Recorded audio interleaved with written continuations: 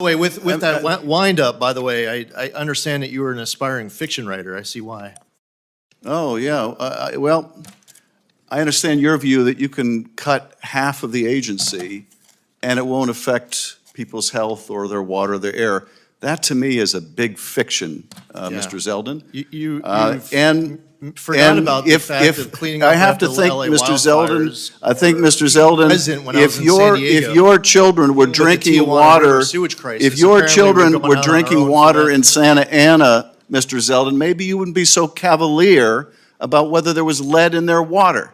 Maybe you would give a damn instead of coming in here and suggesting that any grant that takes lead out of the water must be waste, fraud, or abuse because you need time has expired. the money for a tax cut for rich people because you're totally beholden to the oil industry.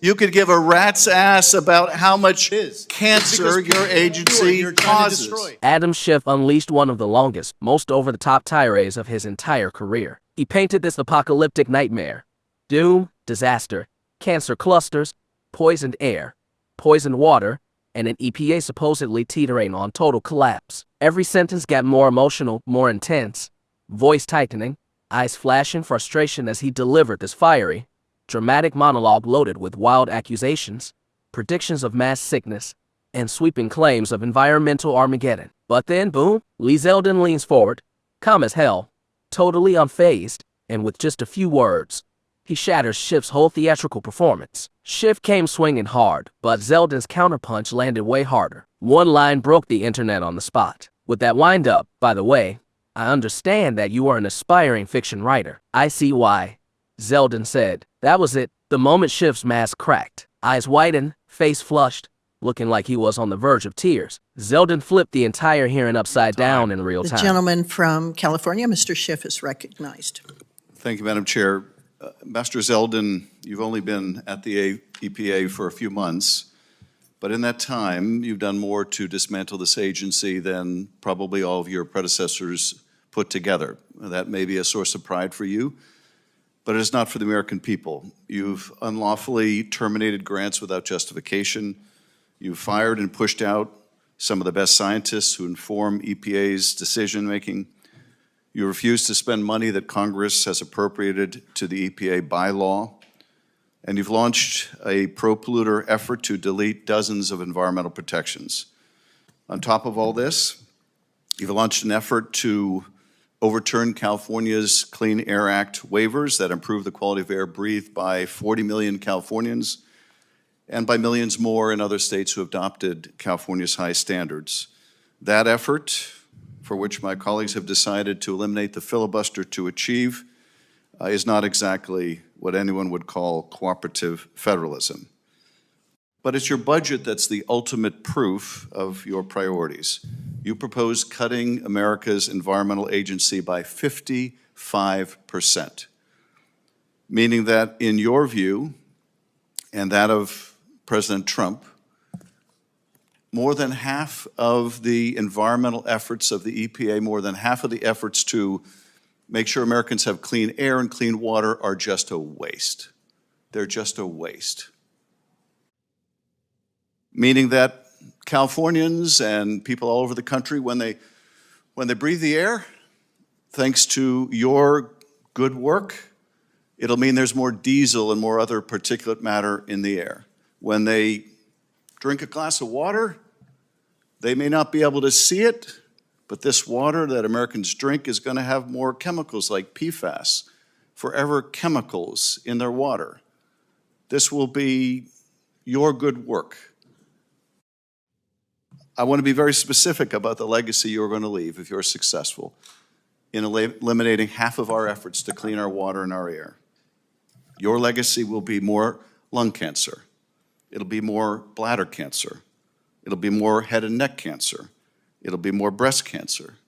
It'll be more leukemia and pancreatic cancer, more liver cancer, more skin cancer, more kidney cancer, more testicular cancer, more colorectal cancer, more rare cancers of innumerable varieties. That will be your legacy.